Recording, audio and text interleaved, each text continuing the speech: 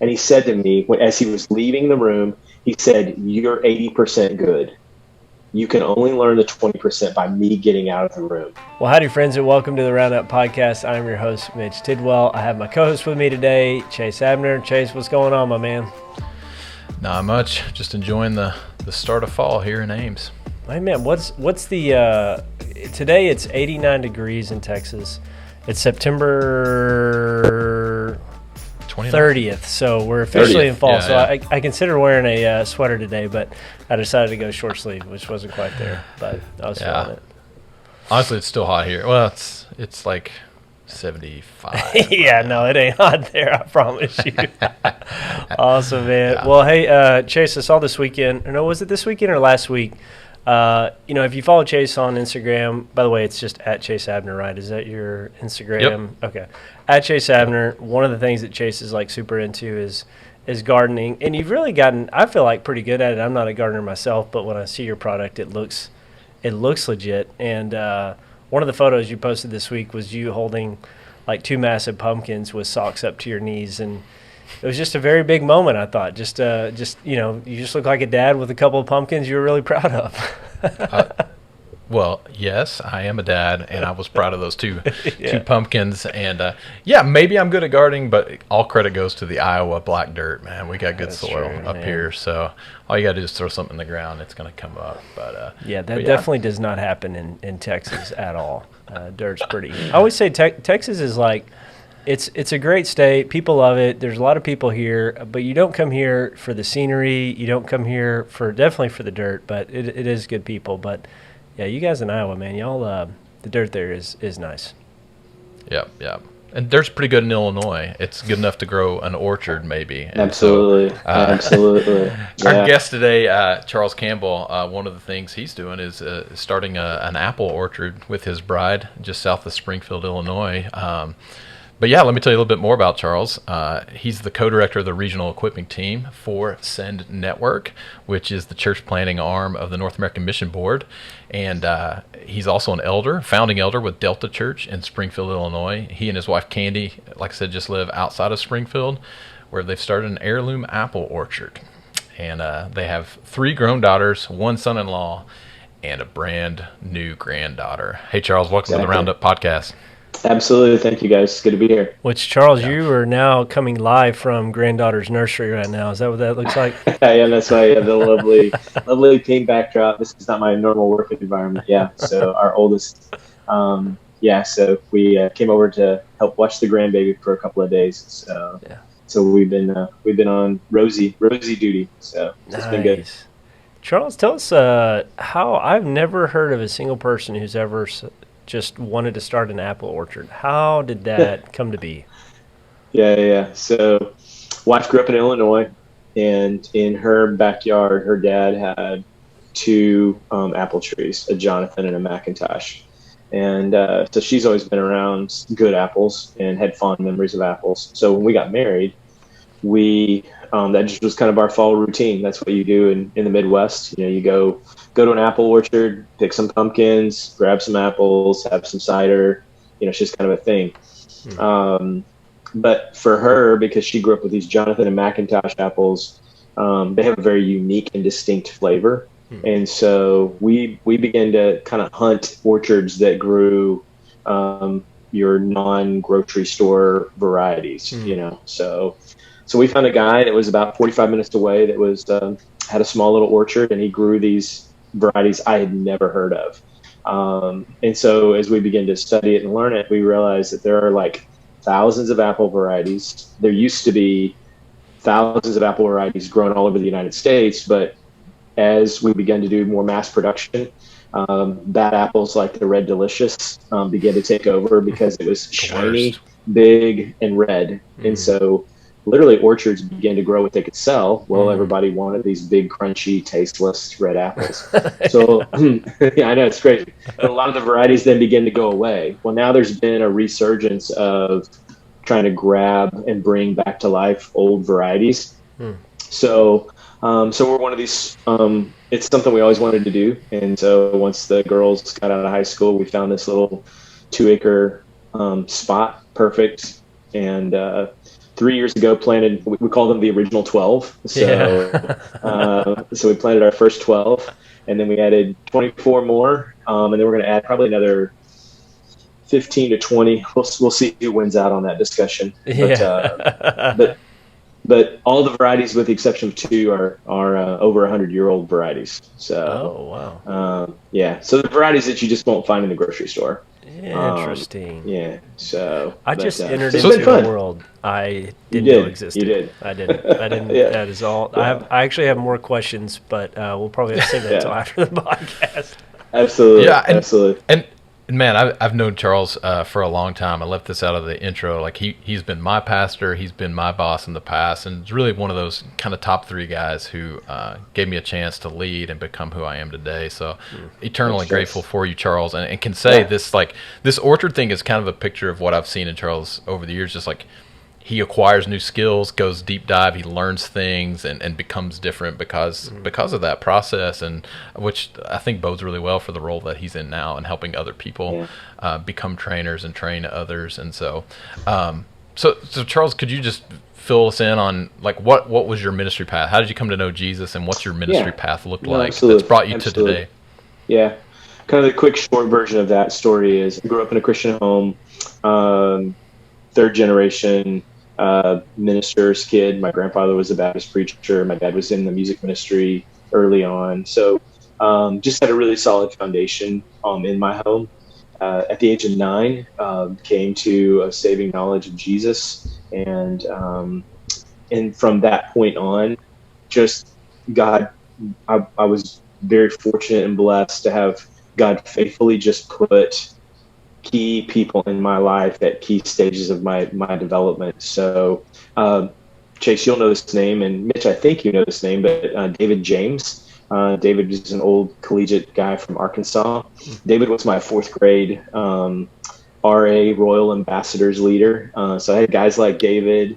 My parents dropped out of church when I was in high school, and in Oklahoma, that's where I grew up, you can have a motorcycle license when you're 14. So I started going to church by myself. Yeah, I did not know that. Is that still? Absolutely. Is that still in effect, baby? Yeah, it's gotta be smaller than a 125. So for all these country kids, oh man, that's how you get around. Dude, that sounds like trouble, man. Oh yeah, most definitely. I mean, I don't know who thought of the law, but I was grateful for it. Yeah, that's right. That's right. Yeah. So I had a youth pastor who came along in high school and just continued to grow and develop me as a leader. So Chase, that's just kind of my story. I mean, just faithful, consistent people. So from grandparents to parents to Sunday school teachers, RA leaders, and then in high school, youth pastor who really helped shape me. Things like Falls Creek. I mean, Mitch will know about that because it's right there in between Oklahoma and Texas on the Oklahoma side. Just back then it was rocking and rolling. And so they just kind of some crucial moments, crucial people that have spoken into my life. And as we talk about leadership, it just continued on in my ministry career. I've just had faithful. I've had hard times, but I've had faithful people that God has intersected with me that have just helped develop me, even to this day. So it hasn't stopped. Even so, as I look around, and I'm not the young guy in the room anymore. I'm the old guy in the room. But God is continuing to just put other either peers or people that are just a little bit further down the road than me in my life, and so I'm really grateful for that.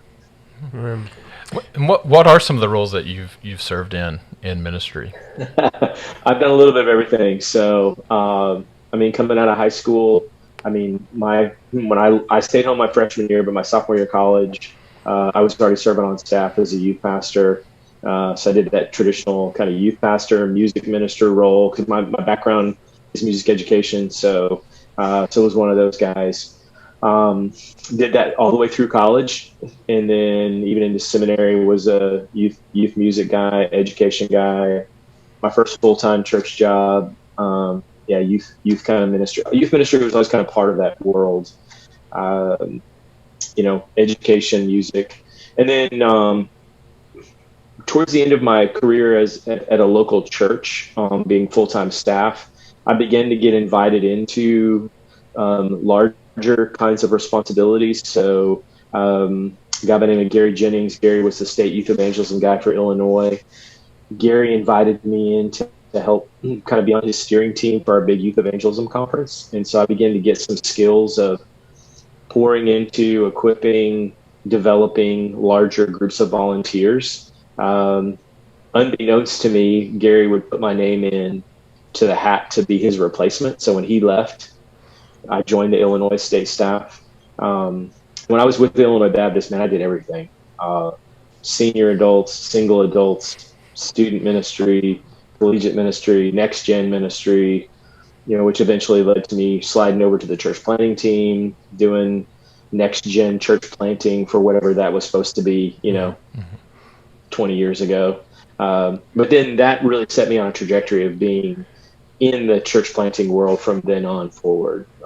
So that's when we first planted the church that we still attend. So I was on that planting team. I wasn't the lead guy. I've never been a lead guy. I've always been a number two guy. So that's another thing just about my journey. I love serving alongside a good visionary leader because I feel like the attributes that I bring to the table can really help him. So, and then in my career, from there, it's just been various versions in the church planting world. But I began to really see that I began to discover that because I love to start things. But then as I really began to discover my sweet spot, I love to train. I love doing the equipping thing. So when I got hired full-time at NAM to work with Mac Lake and become a full-time trainer, that was like my dream job, and so working for him and doing what I was doing, the 2 years that I did that, I was really in a really good sweet spot. Yeah. And just as an outsider, that's what I've observed, like you and your role. Not that I ever felt like you were bad at anything, but like seeing just a lot of things coming together in what you're doing now that just seems to be such a great fit. And speaking of collegiate church planting, like I just realized in this moment, Charles is the first one who ever talked to me about the idea of collegiate church planting. He's the dude that put that on my radar circa 2009, 2010. We went to the Collegiate Church Planting Collaborative at Southern Seminary, led by Brian Fry. So you're the dude who seeded that, and now I'm spending at least part of my professional life helping others to do that. So that's a cool thing. So with that, Charles, just articulate like what you would say, for our audience. They're largely people who are serving college students. Like, just to affirm and encourage them, what do you say is the value of college ministry? Oh gosh, as I was thinking about that the other day, even you're in a critical season of someone's life in collegiate ministry. I mean, those 4, 5, 6 years, depending on when you connect with a student and how long they stay. They're just making critical decisions about every area of their life, whether it's career, their faith, future mate, if they're going to be married, just all those key decisions, you're right in the mix with that. And oftentimes, because of mom-dad relationships, they may not be very healthy. In fact, healthy mom-dad relationships are probably in the minority.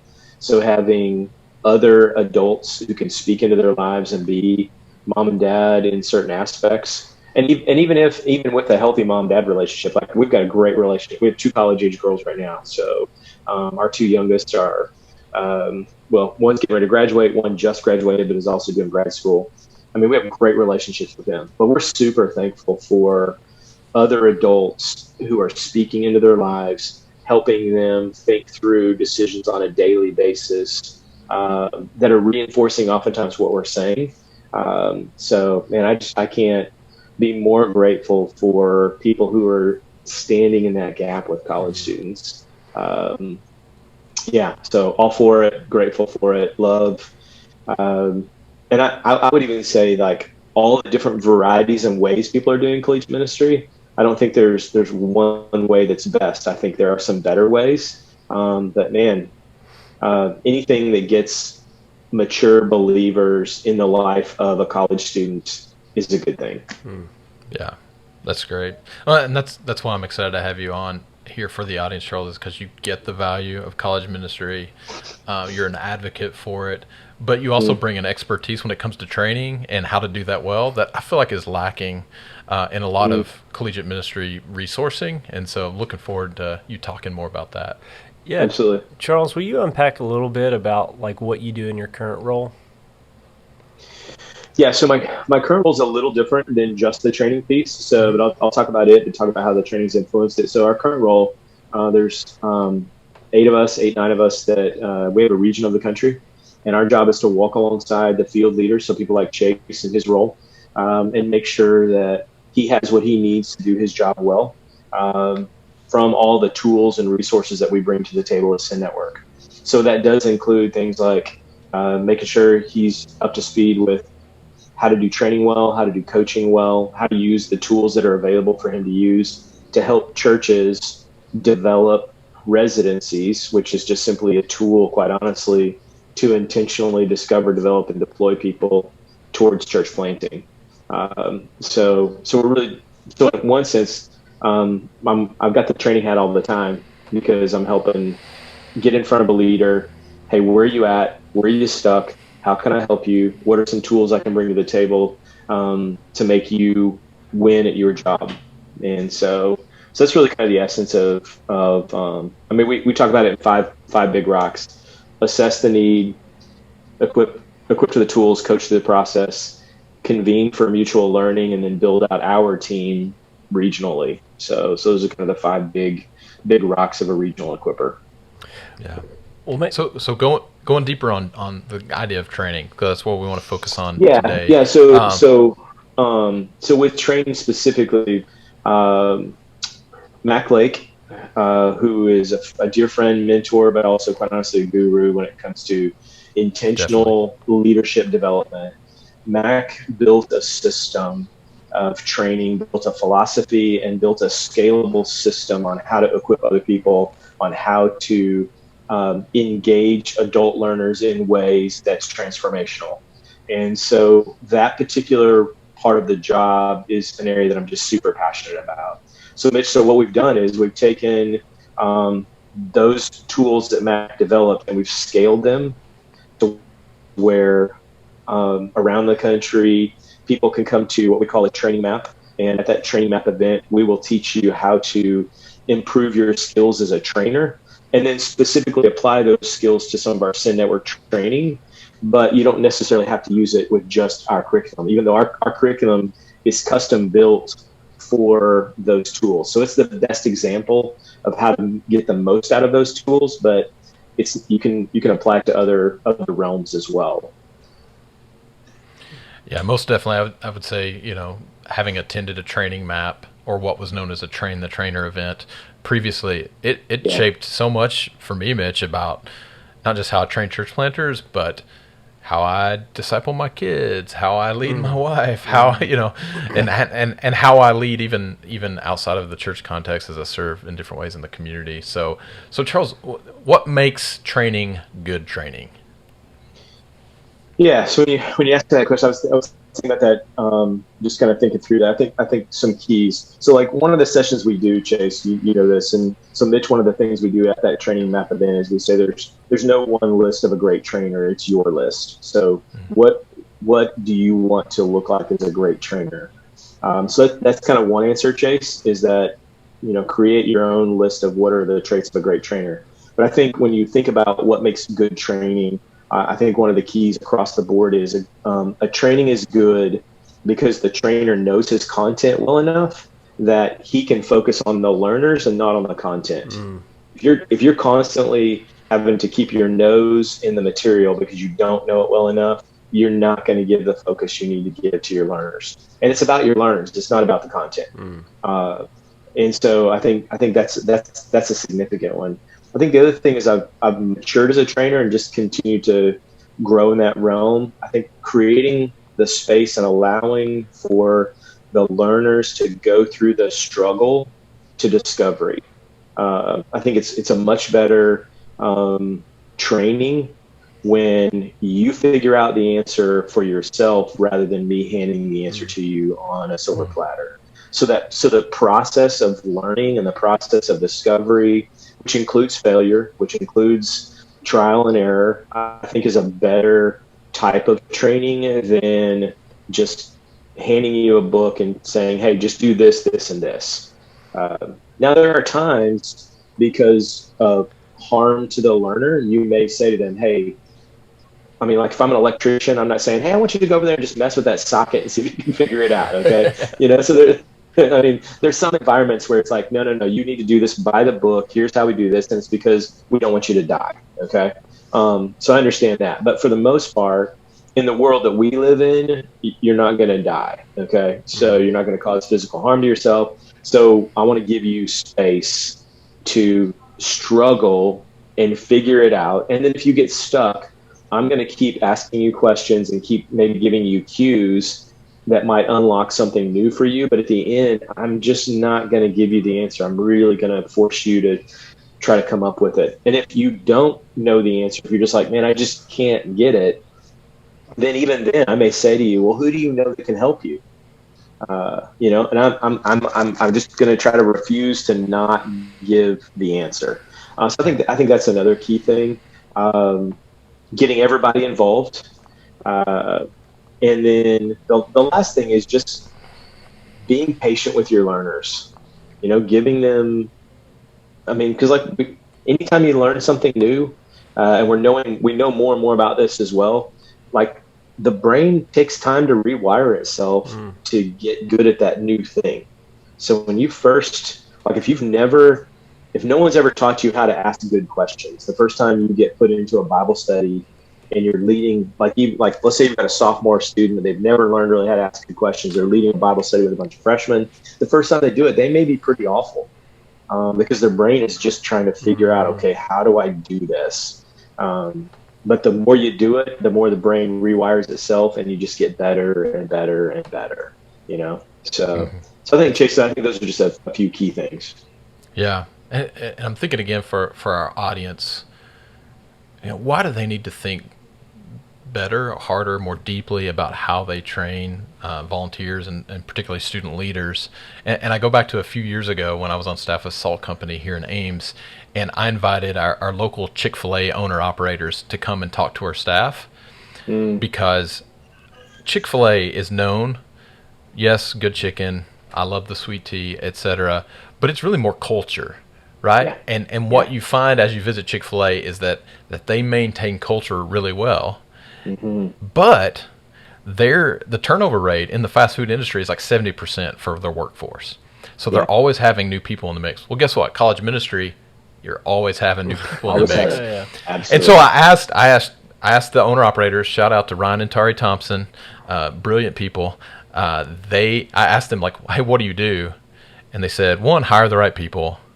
2, talk about your values all the time. But 3, train really well. Yeah. And so I think that translates really well to college ministry. Onboard the right type of people to be your leaders, instill your values deeply, but make sure your training is up to snuff because you don't have them for very long and you're going to have high turnover. So you got to pay attention to training. And for me, I think one of the most helpful things about your approach to training and Send Network's approach to training is the 4E process that kind of is the overarching framework for how you do it. Could you unpack the 4 E's for us? Absolutely, yeah. So the 4 E's is our underlying philosophy, and it's the whole idea of explore, experience, evaluate, and equip. So give people, before they show up, content to explore.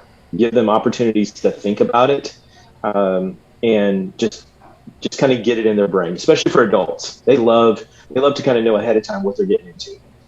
So give them content to explore. Second thing, don't just give them the content, but give them some things to experience. Give them some things to try. So especially if it's a skill that you're wanting them to develop, give them opportunities ahead of time to try that skill, practice it. And then when you come into the learning environment, when you come into the cohort or the leadership team meeting or whatever it is, then in that leadership team meeting, you evaluate what they explored and what they experienced. So you talk about it, you think through it, and you ask a lot of debrief questions. How'd it go? What would you do different next time? And then to really lock the learning in place, that final element I think is key, when you leave that meeting, their very next step is to turn around and teach or equip somebody else what they just learned. And so I always use a simple illustration of like, man, there's no better way than to teach like a kid how to tie his shoes. You might give them a video to watch, or you might even do it for them a few times. You're kind of the explore person for them, and then you give them a chance to experience it. Hey, practice tying your shoes. And then as you watch them practice over and over again, well, hey, what'd you do when you figured it out? What'd you do? And you're doing kid language, but then it's like, all right, now I want you to go turn around and teach your brother or sister how to do that. If you think about locking a skill in that way, they're going to have it locked down when they go through that process. So I think it's the same thing, even more so with adult learners. So that philosophy underlies everything we do with this in network training. So the planter, to apply it to planter training, they're going to have a lot of content to explore. They're going to have some things to experience and try before they show up. Then when they show up to the cohort, we're going to evaluate it and unpack it. And then we're going to turn around and say, hey, take that and teach your team that. So if you don't get anything else from this podcast today, I think the 4E, if you just use that 4E methodology philosophy, it will up your trainer game and your learner's ability to remember, which quite honestly, that's the goal of training. We want them to remember and use what they got, and so I think that's money for us. Oh yeah, Charles, can you repeat those so good. 4 E's real quick? You had explore, Sure. evaluate. Yeah, explore, experience. So those are the two things you do prior to coming into the training room, if you will. Mm-hmm. And then evaluate is what you spend most of your time doing in the training room, although you will go back and do some explore and experience together in the training room. And then when you leave the training room, go equip somebody else with what you've learned to really lock it in. Yeah. Well, I think what I love about that is multiplication is assumed as an outcome. Absolutely. Yeah. Which is critical because and I'm guilty of this too. My assumption is just getting the task done and thinking the task is, okay, I need to have X number of small groups instead of thinking I need to have X number of multiplying small groups.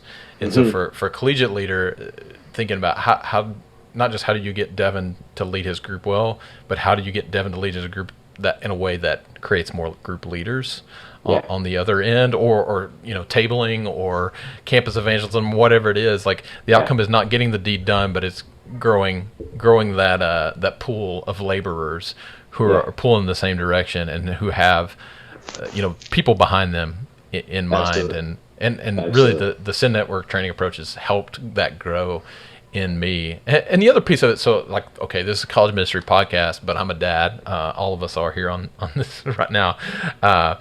What I realize is that often I'm expecting behaviors out of my kids before they've done any of the exploration. Like, hey, I've given you the information. Why aren't you doing the thing exactly right? Because I gave you the information. Because my goal was, or I guess my assumption was, if they have the right information, then they can do. Then they can do the thing, but they needed to experience it. They needed to evaluate it before they were able to get to that point. So it's changed, the way that I, think about, not just them doing chores, but just behavior in general. That they can know what's right, but it needs to move beyond just a knowledge. And so when Sin Network says, hey, we train for transformation, not information. We don't just want you to know something different. We want you to be and act differently because of that. So absolutely. And I mean, so you mentioned collegiate evangelism. If you think about some of the best approaches to equipping people for collegiate evangelism, or evangelism in general, they use that 4E philosophy. I mean, they just don't call it that, but you don't wait for your person to show up in the room to read them. Hey, here's how to share the gospel with somebody. Now some trainings do that, but I think some of the best ones are, hey, before you show up, I want you to read this article about what it looks like to share your faith, and I want you to go try it. I want you to go give it a shot with one or two people. And then when they get in the room, it's like, hey, how'd that go? What worked well? What didn't work well? What'd you like about what you read in the article? What did you use from the article, or what did you use from the video that I gave you? What connected with your story as you shared your story? How did the people that you shared your story with, how they respond? And so then you have this really rich conversation, because it's no longer theoretical. It's real. It's because they've been doing it, and quite honestly, they may come into the room more hungry because it either went really poorly or it went really good, and they want to talk about, okay, how do I get even better at this? And then as they leave the room, you're like, okay, now what we just did with you, we want you to go grab 2 or 3 buddies, and we want you to walk them through the very same process. And all of a sudden, you have this replicatable, transformational process that, Chase, going back to what you said earlier, that's culture creating, because this is how we do what we do. And I think it just could really, make significant impact on people's lives. Charles, something you said earlier is really stuck with me. And one thing, it's just really convicting. But you said that if you're a collegiate leader and you're training, you need to own the training so that you can focus on the people rather than focus on your content. That's a struggle for me. I feel like with a busy week, it's like, man, you get really tied to your notes. You want to make sure you go through it. You want to make sure everything is right, and yet, that focus can be lost. So what are some maybe practices that you've developed that would really help, leaders think through how to own that so they can focus on their students in those training moments? Yeah, that's a really good question, Mitch. I think one is scale back on the amount of content you're trying to put in front of your folks. I think too often we feel like more is better. Yeah. And so I think that's one thing. I think the second thing is one of the ways so we have these 12 training techniques that we use inside what we call the training development matrix. And it moves from broad application to specific application, from passive engagement to very active engagement. So the techniques are kind of spread out in kind of 4 quadrants. I think if you use some of those kind of techniques when you're training, it also takes the pressure off of you to know a bunch of content, and that way you can get your learners more involved. So instead of doing a 45-minute talking head lecture, which sometimes can be appropriate, why not use the 4E philosophy? Why don't you give them some of that content ahead of time, either in a short YouTube video, a short, blog for them to read or something like that. And then when they get into the session with you, use other techniques like brainstorming, self-assessment. We use a technique called design analysis, just to get them more involved in the conversation. Then the amount of teaching that you have to do gets a lot smaller, so that you can be more engaged with them. So it cuts down on the amount of preparation, I would say, you'd have to put into your actual talk. And you spend more time thinking about, hey, what are the questions I want to ask them? How do I want to do this brainstorm? How do I want to get them involved in the conversation? Which just naturally is going to help you stay more focused on your learner rather than on your content. And probably it's going to lead to some better outcomes of what they're going to remember. So especially if you're that leader that's having to give a talk every week. And I feel for those guys. I mean, it's one of the reasons I'm not a lead guy. Okay, having to come up with I love my pastor is a phenomenal preacher, and he's a gifted teacher, and so I'm grateful for him because he can pull off an engaging 45-minute talk every week. But even in the midst of those, I think there are some ways that a learner could even be more engaged, even with somebody that's a really good communicator like that. Charles, what do you think are some of the common pitfalls that a collegiate leader might make in training their leaders? Yeah, the most common pitfall is just constantly doing what you're most comfortable with. You got your go-to. So even with the training techniques, it would be easy to become really predictable and just kind of fall into This is easy. It's quick. I don't have to put a lot of thought into it. And so I think that's a common pitfall. So I think that's significant. I think other pitfalls are because you are dealing with young adults, and there's a lot of pride and arrogance and stuff in the room, that it's easy for you as a leader to kind of position yourself this way instead of here. So what I did visually there, oftentimes we will, hey, I'm the mature veteran. I've got some life wounds that I want to bring to the table. You just need to shut up and listen. Versus coming at this as a co-laborer, a co-learner. Yes, you're further down the road, but these young adults have some things that they're bringing to the table.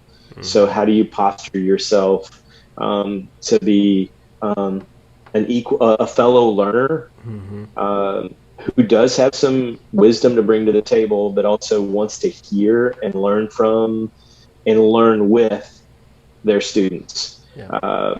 And so I think that's another pitfall. I think the other thing too is becoming an orchardist. I'm learning some lessons. Patience is one.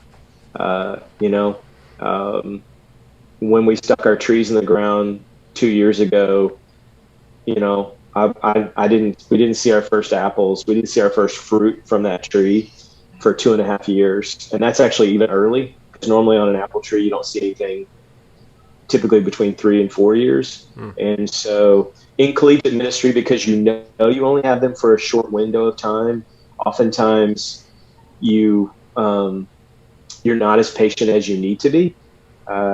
And so I think it's easy to fall into that pitfall of trying to rush someone to a place that they're not ready for. Now, the opposite side of that is equally true. Good enough is your friend in a lot of days. You know what? They know enough to accomplish the job. I need to let them go try this. Because if I don't ever if I'm waiting for perfection, I will never. You'll never have leaders. Yeah. I mean, I'm even in my own story. I mean, we were laughing the other day. I mean, I took, as a 21-year-old newly married guy, my pastor and 4 other pastors in our city let me take 45 teenagers on a 2-week mission trip with 2 other adults, from Kansas City to Washington, D.C. and back. Okay. And I was the leader, I was the guy responsible. I was the one carrying around thousands of dollars of traveler's checks. That tells you how old I was. It tells you how long ago that was, in a backpack, to Washington, D.C. and back. And as I look back on that now, I'm like, man, what were they thinking? Who let that guy be in charge, But I'm grateful that I had pastors and other adults, that believed in me enough to, make that thing happen. And by God's grace, nobody died, nothing crazy happened. But I think we've got to give our young adults opportunities as well. And so I think there's that tension of being patient with their character, but also giving them opportunities to try and fail. Charles, that makes me think back to so I graduated high school when I was 18, 2 years in community college, came away with 9 hours in 2 years, just not a great investment, by my parents. They were like, all right, we ain't paying for this anymore. So my dad had this dream. He wanted to start a restaurant. He did competition barbecue cooking as a hobby. And so he saw, hey, I've got a dream and a low-life son. Let's put those two together. Let's see if we can make this work. And, for me as a young kid, it was like the opportunity where my dad was like, hey, we're going to financially back this. We're going to build this, but I'm going to let you operate it. And I had no idea what I was doing. I ended up going to culinary school, learning my way around the kitchen and stuff. And so I operated that business largely from 20 to 25, and then a little, part-time, 26 to 27. But I look back on that time, and it was such a pivotal point in my life because I was given free range to explore and to make mistakes, to learn and to engage with what I was doing. And I literally didn't have nobody in my family was in restaurant business, so we were just learning mistakes, all the time. And God was gracious, and it actually did pretty good. But even in that, it actually that whole experience actually led me towards pursuing Jesus, because it was like I had finally been given this big vision as a kid that I feel like it was like I wasn't being told what to do. It was like, hey, go chase something. And so I did it.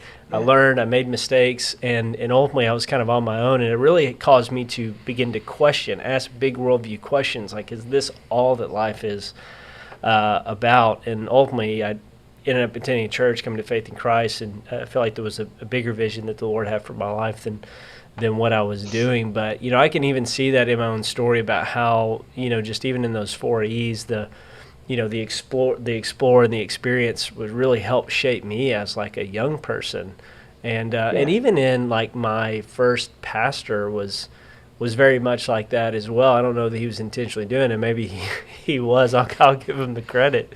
But when I came to faith in Christ, he took me along with him to learn. And then I remember, as we would do visitations, he would just, say, hey, you're up. Why don't you take a stab at this? That's probably a bad phrase at it. But, talk to them about, ask them about their faith and share the gospel with them, those kind of things. And such a big part of my learning process that but I've just seen that just as you're chatting about, as you're telling us about training, and I could just see that like some of the biggest like aha moments for me or life-shaping moments for me happened when I wasn't just told what to do, but was allowed and released to do it, to make mistakes, and to kind of learn from it. Absolutely. Absolutely. I think it's significant.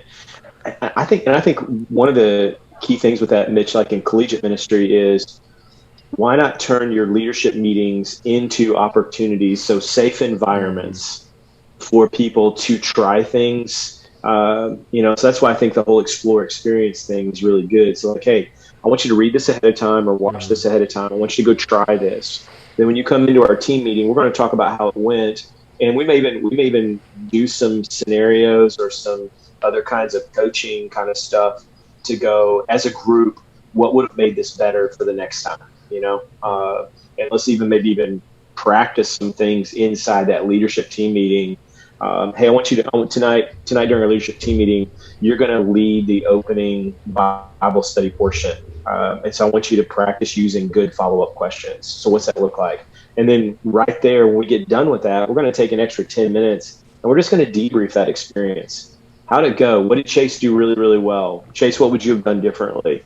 Those, you can just, it doesn't have to take an hour. You could do that in 10 minutes, and then you've given him an opportunity to practice some skills. You've given everybody an opportunity to learn together because they watched him, and then they got to be a part of the debrief. And so then the next time when he does it, or when he does it with maybe, his freshman men's group, he can do the same thing because that's a very repeatable process. And so I think there's all kinds of opportunities to apply what we're using in Sin Network training to a collegiate context. Yeah. I love that idea of giving them a space to fail and giving them a space to be as good as they should be at that stage of their life. Absolutely. Because as I've gotten older, and as I minister to college students, I'm 40 now, and so I think my default has always been, unfortunately, to make myself the standard of what it looks like to be successful in this thing. But I've got a lot of years on students these days, and so I think, and this goes beyond just specific training for competence and skills, but discipleship in general. Remembering, we're trying to get students on the right trajectory, not make them be who we are, before they're 22 years old, and so. I think good training takes that into consideration, right? Like where should and where can they be at this stage of life? What's reasonable, and let it be even to a person, because not every student has 18 years of church background that they're drawing from. Some are new to faith, and so anyway, Charles, I think it would be fun for us to play a little game of this, not that. And in this game, I'm going to throw out some like common techniques that are used in ministry, college ministry, as a training tool, thinking, we do this, we've trained them in whatever the topic is, evangelism, discipleship, small groups, or whatever. And none of these things are bad, of course. We all use them, but maybe on their own, they're insufficient as effective training, or there's something we could do to like level it up right? We want to Sure. level up our training. So Absolutely. I'm gonna throw out a technique that we often use as training, and then I'm gonna let you say, hey, instead of that, do this, or instead of just that, add this to it to make it Okay. a stronger training. So, are you ready? Absolutely. All right. First one is book recommendations. We know the student, he's struggling with this or that, or she's struggling with this or that. Hey, read this book. It'll fix you. All right. So, Yeah, absolutely. So one is not give them as much to read. So shorten the content down, and then give them maybe do a self-assessment even before you give them the book. Hey, if you were to evaluate yourself in this particular area, where you good, where you weak, those kind of things, that actually creates a hunger to then give. Then it's like, okay, when you've done the self-assessment, now you can kind of hand them a resource and says, hey, here's a resource that could help you grow. I want you to read this, but then also I want you to try what it recommends. There are 3 or 4 things that it recommends, and then when you get done with that, let's come back and talk about how it went. So, so that'd be one of the ways I would maybe level that up. So it sounds like, book recommendations, it may be good as an explorer tool, but if it does include evaluation or experience, then it kind of falls short of excellent training.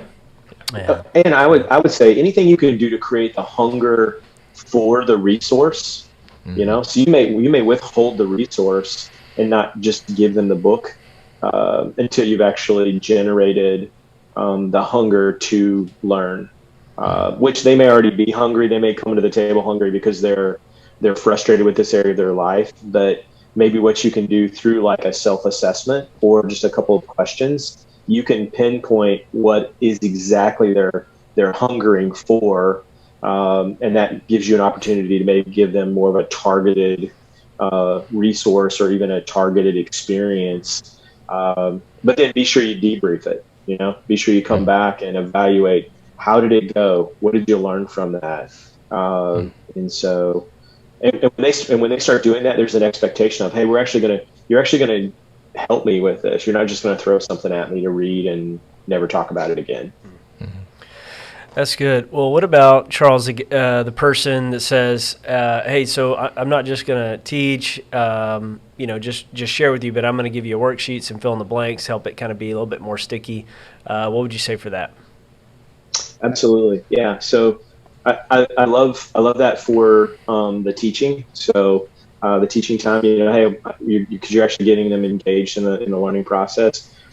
Could you incorporate some other things like to start off your teaching? Hey, we're going to brainstorm for a few minutes. So let's say the topic is everybody's favorite relationships. And so you may kick off, instead of just jumping into a talk on relationships. Hey, what are the 10 qualities of a great relationship? What does that look like? And so you get your learners from the top thinking through, what do they want out of a relationship? And what probably will happen is they will actually probably hit on some things that are actually going to be in your talk. So you can come back around and go, hey, you guys actually hit 4 of the 5 things I wanted to share with you tonight about having a great relationship. So just something simple like that then helps reinforce with your learner, because then you could come back around after your talk. You can go back to that same brainstorm, and you could go, okay, based on the brainstorm we did, based on the short talk that I did, we're going to do a quick little self-assessment of those qualities that you put up on the table. Which one are you really good at? Which one do you do really, really well in a relationship? Now, which one is a growth area for you? Which one do you need to work on? So then coming out of your talk, you've got an immediate application step that you could use with the students. And so you've gone from just a fill in the blank thing to creating interest on the front end and having some significant application on the back end. That's great. That's good. Well, another thing, that I've had the reflex to do, and I see in other leaders, is like, oh man, our small groups aren't really going deep enough. So I'm going to do a 4-week sermon series on community and just preach really hard on what the Bible says about our need to be in genuine relationships. So level up sermon series as a training technique. Okay, so I'm going to flip the script on you guys. So based on what we've talked about with the 4 E's, Yeah. How would you guys level up the sermon series? Using the 4 E's. Oh man. You first, Mitch. Not it. So if I'm going to use the 4 E's, you know, I think probably, you know, if community is something that they want to, I guess they want to get better in, probably having them evaluate how community is going on. So it'd probably be good to like maybe even take in, maybe if you could put together like a group to say, hey, what's working? And hey, what do you desire out of this? What's working? What's not working?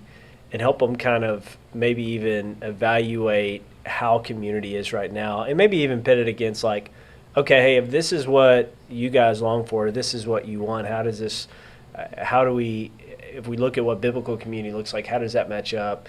And then if we need to form this, if we want this to look like biblical community, what would be those 2 or 3 next steps that we would need to implement in our groups going forward? Okay, how was good. that? Was that? That's good. That's good in the evaluate section. Well, so Chase, taking what Mitch just gave us there, what of that would you pull into the explore and the experience phase before you come into a sermon series? Yeah. So I think I would find a way for them to experience it kind of in that moment. So say I was teaching on community, and one of the things is, hey, one of the reasons we need community is because we got to encourage one another to good works. The Bible says that's part of why we come together, is to encourage one another, exhort one another.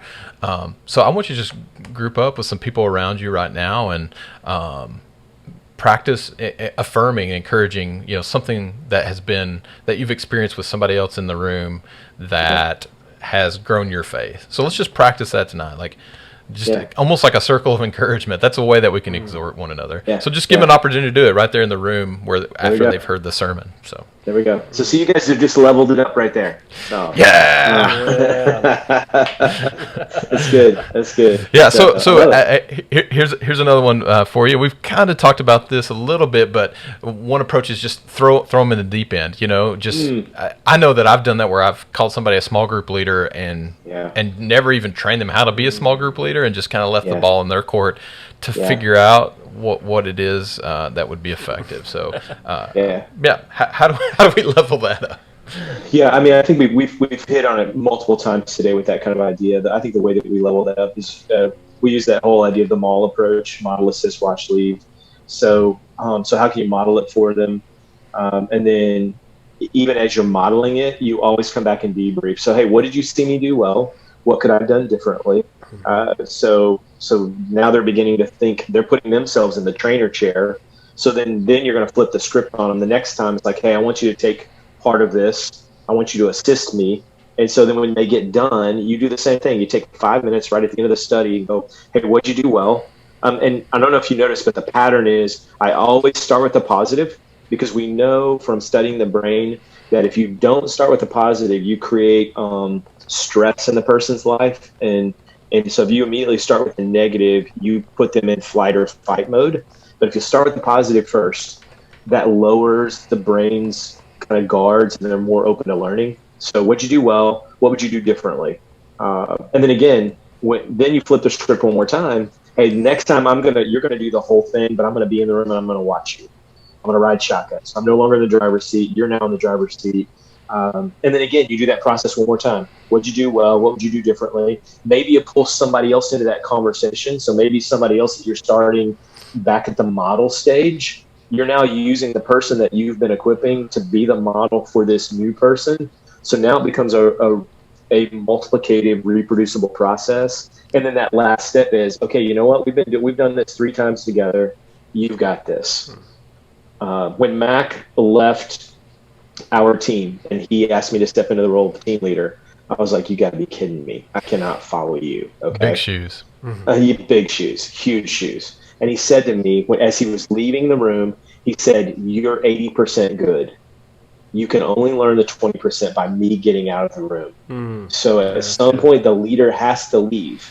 Because if you don't leave, the other person still is inside your shadow, and they're just like, I'm never going to be as good as Chase. And it's like, well, you know what? Chase has been doing this for 20 years. You just started. Yeah. So You're not going to be as good as he is now, but you can eventually be as good as he is because it just takes reps and time.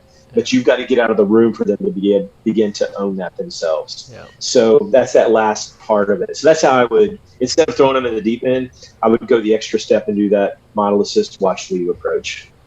Yeah, That's good, man. that's good. Charles, you've just given us so many good things today. I know our audience is going to be helped so much by thinking more deeply about how to train well. And I guess some people are like, how do I get exposed to Send Network training? So are there ways for people in this audience who want to do a deeper dive in these topics that they can do that? Yeah. So we have a little short course I created. If you go to snrl.pathright.com, so Send Network Resource Library, there is a little 5-hour transformational training that if people don't have the time to come to a one or 2 day workshop, we do offer the training maps around the country on an as needed basis. And so if they're interested in plugging into one of those, they could just email me. So ccampbell@nam.net, and let me know, hey, I'd love to know more about the training map and come into the training map. Because we apply those to the content, but we also can take and strip out the content and just do kind of a 1-day workshop that's related to the training techniques. So those are some other possible ways to get plugged in. The quickest way is to go to the Pathright and do the 5-hour Pathright course. It'll give you the big rocks of what we do at the training map. So Charles, what was that website again? It's SNRL.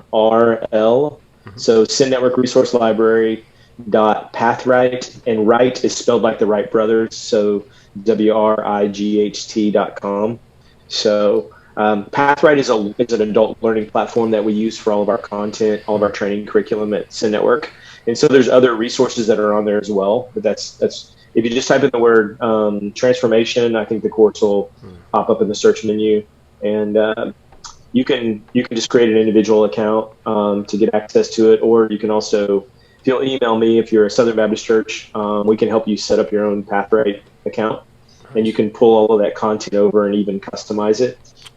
So like if you're a collegiate ministry leader and you want to use that platform inside your church, you can pull it over, and we've got people on our team that can show you how to do that no matter where you are in the country. That is awesome. What a great resource. Yeah, it's a cool resource. It is. So. Well, Charles, thanks so much for joining us. I think this may have been our longest podcast. I could keep going. I really do have a lot of questions. So incredibly helpful. I think these are things that we run into all the time in ministry, especially college ministry, of feeling like how do we help our students? We want them to receive the gospel. We want them to obey it. But sometimes we just don't always see that mobilization piece, and sometimes we just we kind of go with what we know, and we just kind of keep doing the same old thing. So I think you gave us a lot of things to think about and wrestle over to help train our students better to live out the gospel, on campus and wherever God takes them. So thanks for joining us today, Charles. We really appreciate it.